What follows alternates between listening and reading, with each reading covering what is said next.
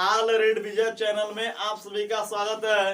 देखिए, कल हम बताए थे प्रकाश का परावर्तन, आज बताएंगे प्रकाश का अपवर्तन। यह यूपी बोर्ड परीक्षा के लिए बहुत ही इम्पोर्टेंट है।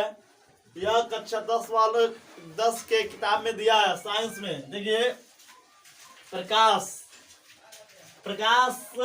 किसे कहते हैं? प्रकाश एक प्रकार की ऐसी ऊर्जा है जो हमें स्वयं नहीं दिखाई देता। उसकी सहायता से किसी वस्तु को हम आसानी से देख सकते हैं, लेकिन हमारा टॉपिक यह नहीं है। हमको बताना है प्रकाश का अपवर्तन।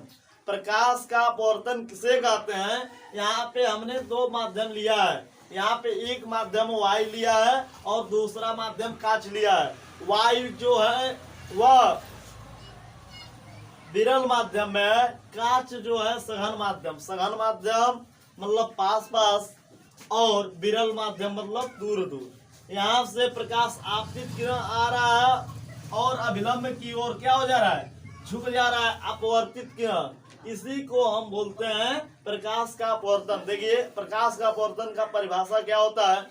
जब प्रकाश किरण एक माध्यम से दूसरे माध्यम में जाता है तो वह अपने मार्ग से विचलित हो जाता है या अपने अभिलंब की ओर झुक जाता है। इस क्रिया को हम प्रकाश का अपवर्तन कहते हैं। देखिए, जिस प्रकार से प्रकाश के परावर्तन में दो नियम होते थे, ठीक उसी प्रकार से प्रकाश के अपवर्तन में भी दो नियम होते हैं। देखिए, पहला नियम प्रकाश के अपवर्तन का नियम। पहला नियम, यहाँ पे आपतित किरण कामा अपवर्तित किरण तथा आपतन बिंदु पर अभिलंब तीनों एक ही तल में होते हैं। देखिए, आपतित किरण, अपवर्तित किरण तथा अभिलंब तीनों क्या होते हैं? एक ही तल में होते हैं या एक ही बिंदु में होते हैं। यहाँ पे देखिए, क्या आपतित किरण, अपवर्तित किरण तथा अभिलंब तीनों क्या है? एक ही बिंदु में स्थित होते हैं या एक ही बिंदु पर आकर मिलते हैं। इसे प्रकाश के अपवर्तन का पहला नियम कहते हैं। फिर सुनिए, आपतित किरण, अपवर्तित किरण तथा अभिलंब तीनों क्या होते हैं? एक ही बिंदु में होते हैं। देखिए, आपतित किरण और अभिलंब के बीच में एक एंगल बना है जिसे बोलते हैं आई। क्या बोलते हैं? आई। और यहाँ पे अभिलंब के बीच और अपवर्तित किरण के बीच एक एंगल बना है जिसे हम स्मॉल आर से प्रदर्शित करते हैं। यहाँ पे देखिए, यह आपके परीक्षा में आ सकता है। प्रकाश के अपवर्तन का द्वितीय नियम लिखिए, या आ सकता है प्रकाश के अपवर्तन का स्नेल का नियम लिखिए, तो स्नेल का नियम या प्रकाश के अपवर्तन का द्वितीय नियम, दोनों का प्रश्न सेम होगा। जैसे आ सकता है स्नेल का नियम किसे कहते हैं? आपके यूपी बोर्ड परीक्षा में आ सकता है स्नेल का नियम किसे कहते हैं, इतना ही आ सकता है। लेकिन हम जो प्रकाश के अपवर्तन का द्वितीय नियम होता है वही स्नेल का क्या होता है? नियम होता है। देखिए, जैसे द्वितीय नियम, किन्हीं दो माध्यमों के लिए तथा एक ही रंग के प्रकाश के लिए आपतन कोण की ज्या और कोष्ठक में साइन तथा अपवर्तन कोण की ज्या साइन का अनुपात एक नियतांक होता है।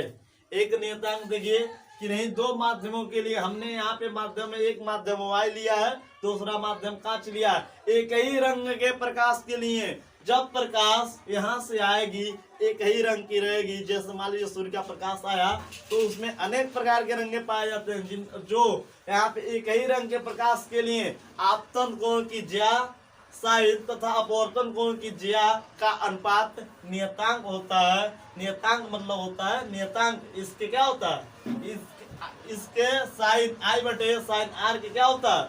बराबर होता है। यहाँ पे देखिए, यदि आपतन कोण आई, यहाँ पे आपतन कोण, तो यहाँ पे आपतन कोण को हम आई माने हैं, और यहाँ पे अपवर्तन को, यहाँ से जो जाता है प्रकाश इससे बोलते हैं अपवर्तन को, यहाँ पे आर माने हैं, तो साइन आई बटे साइन आर बराबर नियतांक।